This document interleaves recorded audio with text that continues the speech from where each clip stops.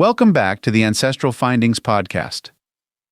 Names are among the most personal pieces of information we can record, yet in genealogy they often become our most puzzling clues. They carry history, culture, and family identity. They also shift, disappear, and change shape across generations, sometimes leaving researchers wondering whether they're tracing one person or several with similar names. In every century and culture, names have done more than identify.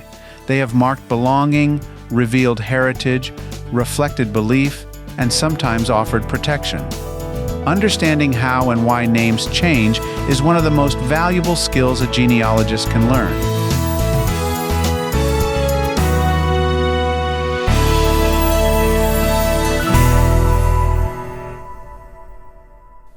A name is more than a label. It is the first record we leave behind. In many societies, naming was considered sacred, tied to ancestry or divine purpose. In others, it was practical, a way to fit into a new place or avoid unwanted attention. When we read a historical document, it's tempting to assume a name identifies one unchanging individual. But for centuries, spelling, language, and social context were fluid. The same person might appear in records under several forms of their name. Early records were written phonetically. Clerks wrote what they heard, not necessarily what the person said. A Scottish MacDonald might become MacDonnell or McDaniel. A German Schmidt could appear as Smith.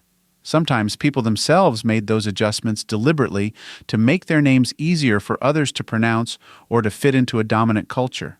Genealogists must remember that ancestors rarely spelled their own names consistently.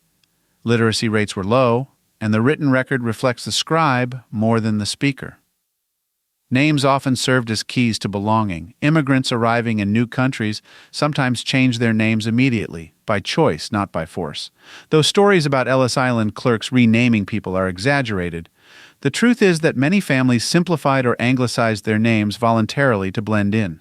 A Polish Nowakowski might become Novak. An Italian Di Giovanni could shorten to Dijon. A Scandinavian Johansson might switch to Johnson. Each change was an attempt to claim a place in a new world while maintaining a link to the old one. One example of this shift appears in my own family line. The surname Moneymaker traces back to the German name Geldmaker, meaning moneymaker. When my ancestors arrived in the American colonies in the mid-1700s, the name changed to its English form. That decision reflected a broader pattern among German immigrants of the time, who adapted their names to align with English-speaking communities during and after the Revolutionary War.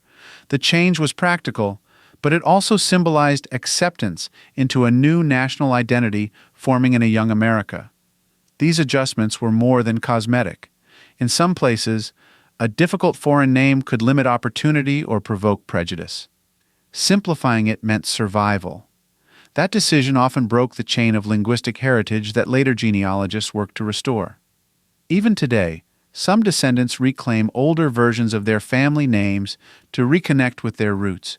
Genealogy makes that possible by revealing what was lost along the way.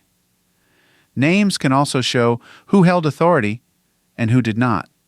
Throughout history, enslaved people were stripped of their original names and given new ones by owners. Those names might appear in plantation ledgers or wills, replacing African or indigenous identities with English ones. After emancipation, many freed people chose new surnames. Some took the names of national heroes like Washington or Lincoln as a sign of freedom. Others adopted entirely new surnames to mark a clean beginning. These choices turned naming into an act of independence and dignity. Similarly, colonized peoples often had to use names imposed by foreign rulers. In some parts of the world, traditional naming systems were replaced by Western ones to fit government forms. Each shift tells a story about who controlled the record and who resisted it. For genealogists, tracing these transitions is essential to understanding family identity. It reminds us that names are not just personal, they are political. Faith has always shaped naming. In many Christian, Jewish, and Islamic traditions, names connect individuals to saints, ancestors, or moral values. A Catholic child might bear the name of a saint to invoke protection. A Jewish child might be named for a deceased relative to honor their memory. In Islamic cultures, names often express attributes of God, such as Abdullah, meaning servant of God. These customs create patterns that genealogists can recognize. When several children share the same first names across generations, it often signals religious or cultural continuity. Identifying those patterns can narrow the search within a region or community. In Puritan New England, names like Patience, Charity, or Prudence reflected moral ideals rather than family connections. In contrast, Scots and Irish families followed naming conventions where the first son was named after the paternal grandfather, the second after the maternal grandfather, and so on. Knowing these customs can help locate missing branches of a family tree. Tracing women's names poses special challenges. For much of history, a woman's identity shifted with marriage. Her surname disappeared from public record, replaced by her husband's. Legal and property records often used Mrs., followed by his full name, erasing hers entirely. For genealogists, restoring women's names is crucial. Maiden names connect maternal lines and reveal family alliances. Parish records, wills, and witness signatures sometimes hold the only trace of a woman's birth name. Each recovered name restores a piece of lost history. In some cultures, women kept their birth names after marriage, creating valuable continuity. French Canadian, Spanish, and many Asian records preserve both family lines clearly. Understanding these regional practices saves researchers from assuming a missing record means a missing person. Laws about names have changed over time. In most countries today, name changes require formal registration. In earlier centuries, it was far simpler. People often just started using a new name. In 18th and 19th century America and Britain, an individual could adopt a new surname for business, inheritance, or social reasons without legal process. Many did so after inheriting property or merging estates. Hyphenated surnames like Barton Smith or Carter Lloyd often signaled inheritance or social standing.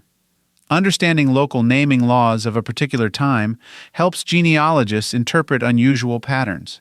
A sudden name change might not be a mystery at all. It could reflect an entirely legal and socially accepted custom. Many genealogists overlook the literal meanings of names, yet they can be powerful clues. Occupational surnames like Baker, Fletcher, or Cooper tell us about a trade. Geographical ones like Hill, Rivers, or Wood hint at where a family once lived. Patronymics, names based on a father's given name, reveal naming systems still seen today in parts of Scandinavia, Iceland, and Russia. Given names also follow fashion. The popularity of certain names rises and falls with historical events, literature, and leaders. A surge in the name George in England after King George III or Lincoln in America after the Civil War shows how public figures shape private identity. By studying naming trends, genealogists can often estimate the decade or cultural context of a record even before checking dates. Before the 20th century, spelling was rarely standardized. A single name might appear in a dozen variations within one family line.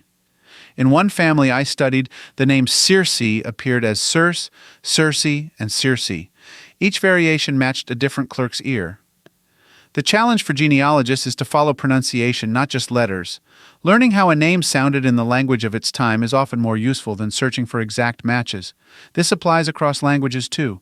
Transliteration, the process of rendering a name from one alphabet to another, creates inconsistencies. A Russian Yakov might appear as Jacob or James. A Chinese surname written as Li could also appear as Li. Recognizing these patterns allows researchers to move between cultures without losing track of a family line. Nicknames and middle names often hold overlooked clues. A man listed as William in a census might go by Bill, Will, or even Liam in other records. A child baptized as John Henry might use only Henry later in life. Middle names can bridge generations. They may honor relatives, preserve maiden names, or reference local figures. Tracing these names across documents can reveal relationships that formal records do not.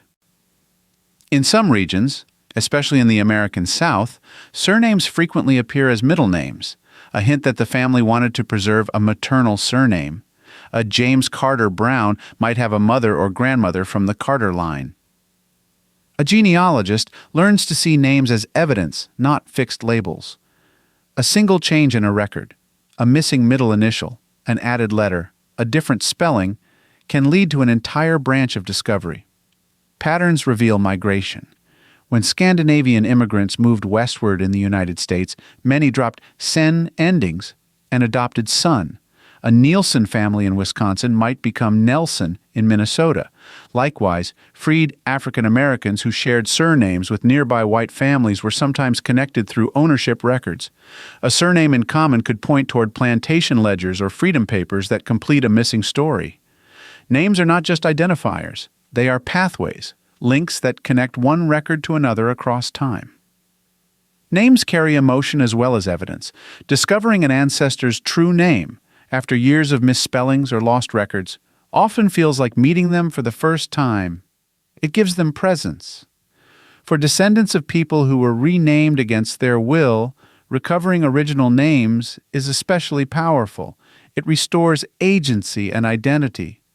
For immigrants who change their names to survive, it reveals courage. Each rediscovered name is an act of remembrance.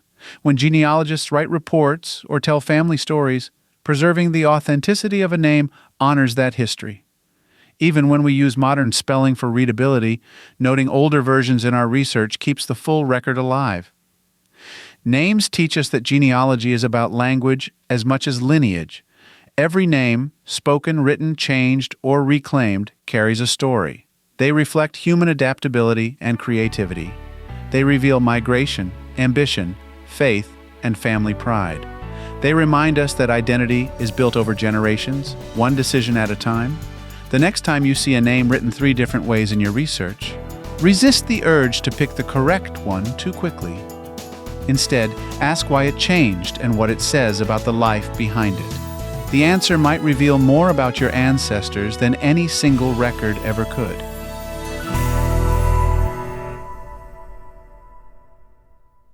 If you've got a hard-to-find ancestor you're stuck on, I'd love to hear about it. Just head over to ancestralfindings.com and click on Contact to send me a message. While you're there, take advantage of our free weekly genealogy lookups. Explore thousands of articles and enjoy hundreds of podcast episodes. We've been helping family history researchers since 1995. And if you're looking for even more, check out our Genealogy Gold Q&A series over on Patreon. Thanks for listening, and as always, happy searching.